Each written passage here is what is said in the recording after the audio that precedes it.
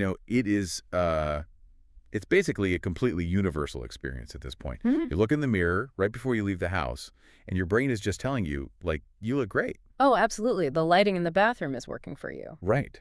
The structure is there, your skin looks alive, everything is just clicking, and then maybe an hour later, someone takes a photo of you. Ah, Especially, with the high-definition lens or, like, a really bright flash, and suddenly you look completely flat. yeah, totally washed out. Exactly. It is as if the dimension has just been entirely erased from your face. It's actually an optical collision, really, between how human eyes work and how cameras function. Okay, an optical collision. Break that down for me. So when you look at yourself in a mirror, you are seeing yourself in a three-dimensional space, right? And you're bathed in this dynamic, multi-directional light. Like light bouncing off the walls, the ceiling, everything. Exactly. And your brain processes all those like subtle moving micro shadows to understand the actual shape of your cheekbones or, the curve of your jaw. But a high definition camera, it captures a single frozen millisecond of time. And it's often using this incredibly intense unidirectional burst of light. The flash. It's like a visual bulldozer, basically. That's a great way to put it. Yes, that light essentially just blasts away all those natural microshadows that actually give your face its physical architecture. Which is incredibly frustrating. Mm-hmm. So to figure out why that optical flattening happens, and more importantly, how to actually fix it, we are taking a deep dive today into a really detailed guide. A very detailed guide, yeah. It's from the wedding beauty platform Weddizer. And this guide is basically a comprehensive breakdown of the professional contouring and highlighting techniques that they use to achieve, well, truly camera-ready skin. And it's fascinating material. It really is. And I want to say right up front to you listening, while the context of this source material is specifically bridal makeup, understanding how to manipulate light and shadow for HD lenses is, it's basically a modern-day survival skill for you. Oh, without a doubt. We all walk around with high-definition lenses in our Yeah. pockets right now. So, okay, let's unpack this. Why does everyday, normal makeup just fail so spectacularly the second an HD camera is pointed at it? What's fascinating here is that high-definition cameras are engineered to capture, like, thousands of distinct micro moments and just minute details.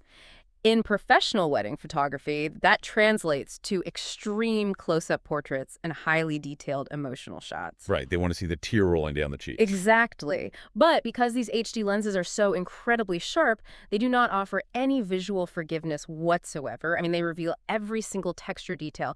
And that intense lighting required for professional photography, it just washes out whatever minimal contrast everyday makeup provides. So everyday makeup is just too subtle. Yeah, normal makeup simply isn't calibrated to withstand that level of intense direct illumination. Okay, so if everyday makeup fails because it basically lacks contrast, then contouring and highlighting must essentially be a process of, like, artificial reconstruction. That is exactly what it is. Right, because if the camera flash is going to obliterate the shadows under my cheekbones, I essentially have to paint fake shadows back onto my face before the photo is taken. Just so the camera registers a normal, three-dimensional shape. That is the fundamental mechanism at play here. Contouring utilizes shades that are just slightly darker than your natural skin tone to artificially simulate depth. It's an optical trick. A total optical trick. The Weddizer guide specifies targeting very specific areas. So the hollows of the cheekbones, the jawline, the sides of the nose, the forehead, and the temples. So the perimeters and the natural dips in the face. Right.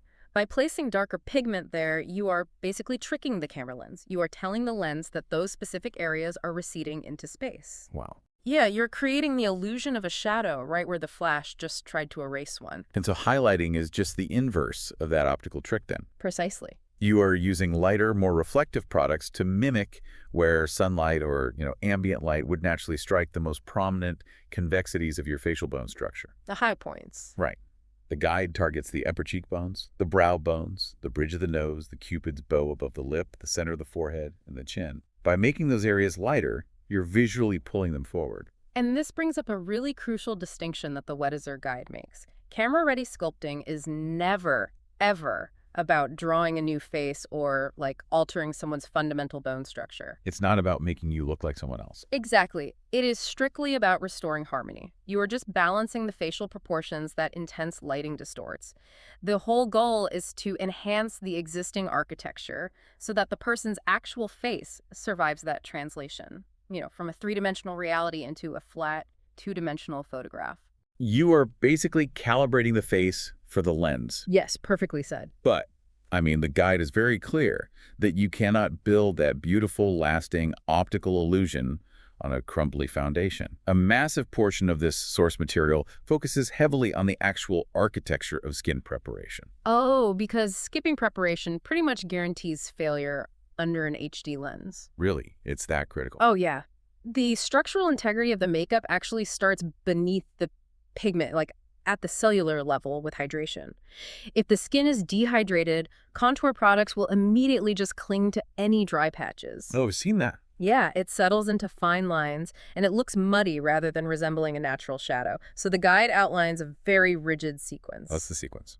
Starting with cleansing to remove impurities, obviously, followed by a moisturizer to hydrate. And then this is key, utilizing a highly customized primer before any foundation is even applied. Okay, but I have to push back on that sequence, though. Okay, go ahead. Because if I am sitting at home thinking about this, and I am layering a moisturizer and then a primer and then a long-lasting foundation, all before I even pick up a contour brush, logically, stacking all those layers should just create this heavy, cakey mask on the skin. It sounds like it would, right? Yeah, like it would look terrible in person, even if it may be photographed well from across the room. Well, the assumption that more steps equal a thicker mask is actually a very common misconception.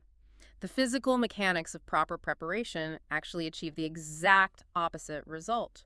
Wait, really? How does adding more layers make it less thick? Because when you prep the skin properly, you dramatically reduce the volume of makeup required later on. Oh, I get it. It's like laying down a coat of spackle on highly porous drywall before you paint it. That is a perfect analogy. Right, because if you don't spackle and seal the drywall first, the wall just absorbs all the expensive paint completely unevenly. And then you have to keep adding thick layer after thick layer just to get decent coverage. That is the exact perfect way to understand the primer's function.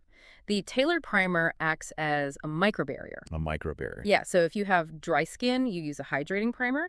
If you have oily skin, you use a mattifying primer. Or, textured skin, you use a pore blurring primer. You are physically sealing the skin's surface. So the foundation has something smooth to sit on. Exactly, because that surface is now perfectly smoothed and magnetically prepped. Essentially, a single, incredibly sheer layer of foundation just glides on. And it provides the exact same coverage that 3 thick layers would have to do on raw, unprimed skin. Wow. So the preparatory products do all the heavy lifting. Right. Allowing the visible makeup, the stuff you actually see, to remain remarkably thin and, skin-like. Here's where it gets really interesting to me. Once we have that perfectly primed, thin canvas, we have to choose our medium for the actual sculpting. And the source reveals a major divergence here based on formulation. Cream versus powder. Exactly. We're looking at the debate between cream contour and powder contour. And to me, this reads exactly like choosing art supplies. Oh, completely. Cream contour acts like watercolors. It's fluid, it melts seamlessly into the skin, and it provides a very natural, hydrated, soft glam appearance. Very trendy right now. Right. But powder contour acts like drawing with charcoal.